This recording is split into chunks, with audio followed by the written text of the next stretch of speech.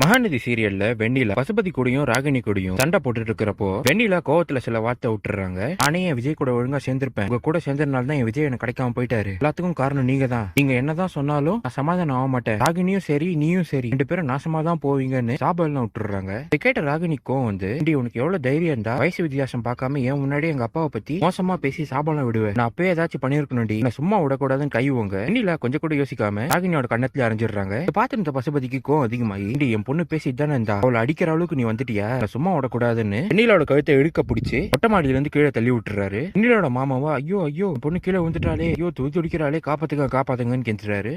பசுபதியும் எதுவும் நடக்காத மாதிரி ரொம்ப கூலா வீட்டுல உட்காந்து யோசிச்சுட்டு இருக்கிறப்போ ராகினி அவர்கிட்ட, அப்பா என்னப்பா இப்படி ஆயிடுச்சு, என்னப்பா பண்றதுன்னு கேக்குறாங்க. பசுபதியும் இதை நினைச்சு ரொம்ப டென்ஷன் ஆகணாமா, இவ என்னைக்கோ சாக வேண்டியது தானே, ஏதோ நம்ம கையால இன்னைக்கு செத்து போயிட்டா, இதை நம்ம சாதகமா நம்மளுக்காக மாத்திக்கணும். போலீஸ் கிட்டயும் சரி பிரஸ் ரிப்போர்ட்டர்ஸ் கிட்டயும் வெண்ணிலா சூசைட் பண்ணிக்கிட்டான்னு உங்ககிட்ட எல்லாம் சொல்லு. தொழிலதிபர் விஜய் தனக்கு கிடைக்காதனால ஏற்கனவே கோயில சொன்னபடியே வெண்ணிலா தற்கொலை முயற்சி பண்ணான்னு சொல்லு. இது போதுமா, விஜய் மேல இந்த கேஸ் ரொம்பவே ஸ்ட்ராங் ஆயிடும், மத்ததான் அதுக்கப்புறம் பாத்துக்கலாமாங்கிறாரு.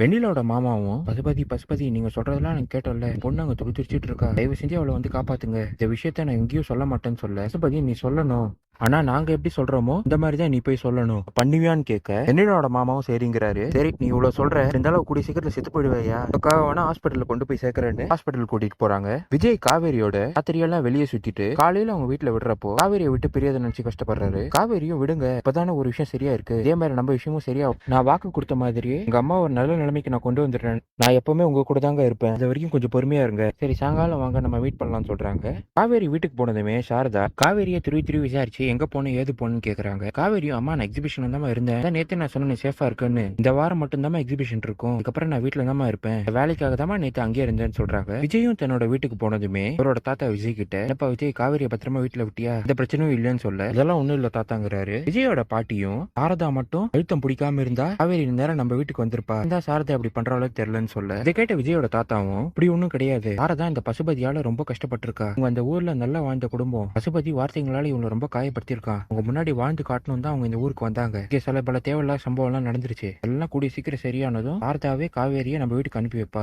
அது வரைக்கும் நம்ம காத்துட்டு தான் இருக்கணும்னு சொல்லிட்டு இருக்கிறப்ப விஜய்க்கு அவரோட பிஏ கிட்ட இருந்து ஒரு போன் வருது. போன் பேசின பிஏவும், சார் உங்களுக்கு நியூஸ் தெரியுமான்னு தெரியல சார், வெண்ணிலா சூசைட் அட்டம் பண்ணி ஹாஸ்பிட்டல்ல சேர்த்திருக்காங்க நியூஸ் வருது, நீங்க கொஞ்சம் பாருங்க சாருங்கிறாரு. இதுதான் இந்த எபிசோட்ல நடந்தது.